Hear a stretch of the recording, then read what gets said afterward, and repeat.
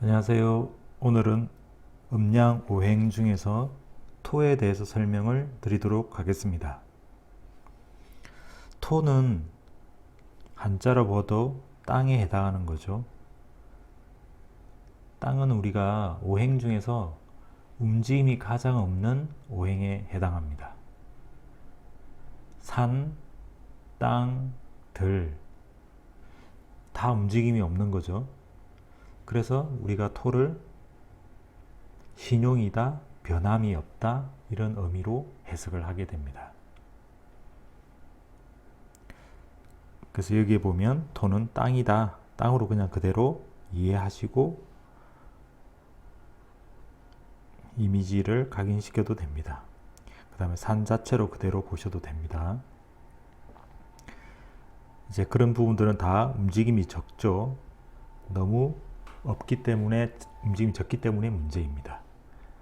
그 다음에 변화 자체가 작다는 것은 변치 않는 믿음, 신용을 나타냅니다. 그래서 우리가 그 토 자체가 사주에 길하게 작동하고 있을 때는 오히려 그 자체에 충이라는 글자가 있을 때가 훨씬 더 좋습니다. 다른 오행과는 차별되는 게 유일하게 토 자체는 충이 됐을 때 더 강하게 발현되고 더 좋아진 길한 작용들이 많이 생기게 돼요. 이 옆에 있는 사주를 이렇게 보시면 뭐 충이라는 글자를 아직 잘 모르시는 분들도 있겠지만 이 토의 특성은 그렇다라는 것을 이제 설명드리기 위한 부분이니까 이게 미토라는 글자입니다. 월지는, 그 다음에 시지는 축토라는 글자입니다. 이 두 개의 글자가 충하는 형태를 나타나게 되는데 만약에 이 사주가 충이 되지 않은 케이스하고 이렇게 충미충이라고 해가지고 충이 됐을 케이스하고는 제복의 차이가 3배 이상 차이가 날 정도로 차이가 많이 나게 됩니다. 그래서 다른 오행과는 달리 요 충이라는 글자가 굉장히 길하게 작동하는구나. 왜냐하면 우리가 땅이 그대로 있는 것보다는 뭔가 움직임이 됐을 때 그 용도나 이런 게 훨씬 더 좋아지고 살아 숨쉬게 되는 그런 느낌으로 보셔도 됩니다.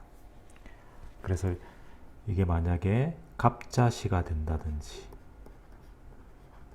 이렇게 되면 충이 없어지는 거잖아요. 충이 없어지는 것보다는 이렇게 토 자체는 특이하게 충이 있을 때 그 발현성이 더 좋아진다라고 보시는 게 훨씬 더 좋습니다. 근데 이 글자가 만약에 자기한테 불리한 글자인데 충이 되면 그러면 불리함이 더 커지겠죠. 근데 길하게 작동하는 글자다 했을 때는 길함이 많이 증대되고 다른 오행보다도 그 길함의 작용이 훨씬 더 커진다라고 이해하시면 됩니다. 그래서 이 부분은 기초는 아니지만 이런 토의 어떤 특성을 이해를 하는데 도움이 되셨으면 좋겠네요. 그 다음에 우리가 이제 토를 길하게 쓴다라고 했을 때는 그러면 우리가 직업적 방향이든 아니면 길하게 어떤 방향에서 훨씬 더 좋게 되는지 보도록 하겠습니다. 그래서 우리가 땅 위에다가 건축물을 올리게 되면 건축, 그 다음에 땅 자체를 개발한다든지 뭔가 물기를 낸다든지 하는 토목, 그 다음에 땅 위에다가 뭔가 농사를 짓거나 가축을 기르거나 하는 농축산, 그 다음에 부동산 중개, 그 다음에 스포츠, 골프 이런 부분들이 다 토와 관련됐기 때문에 본인 사주에 토가 길하게 작용하거나 토를 관성으로 쓰거나 토를 재성으로 쓸 경우에는 이런 분야나 직업적 방향이 잘 맞게 됩니다. 그래서 그런 방향으로 가면 되겠죠.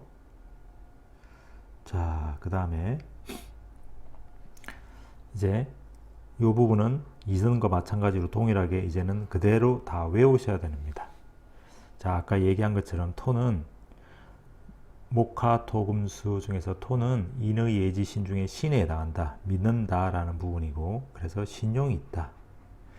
만약에 이 토가 불리하게 작동했다든지 길하지 못하게 작동하면 반대 현상이 나타나게 됩니다. 신용이 없어진다든지.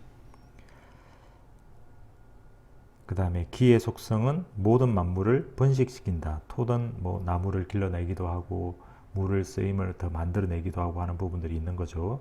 그 다음에 모든 오행 중에서 가장 그 중심 중앙에 위치한다. 그래서 방향도 토는 없어요. 중앙에 위치한다라고 우리가 얘기를 하고, 그 다음에 중용이다. 한쪽에 치우침이 없다라는 얘기죠. 그래서 우리가 믿음, 서로를 조화를 시키는 거고, 중심에 있는 거고, 안정돼 있다, 산이다, 평야다, 정원이 여기에 속한다. 이건 그대로 다 외우셔야 되는 겁니다. 그 다음 우리가 계절은 사계절에 다 포함되어 있기 때문에 토가 가지는 계절은 없습니다. 방위는 아까 얘기한 것처럼 중앙에 해당하고 색상은 황색, 그 다음에 맛은 단맛이 됩니다. 우리가 인체 중에서는 비, 비장, 위장, 피부 이런 부분들이 인체에 해당하게 됩니다. 숫자로는 5, 10에 해당하고 그 다음에 목화금수의 사물을 포괄하고 있다.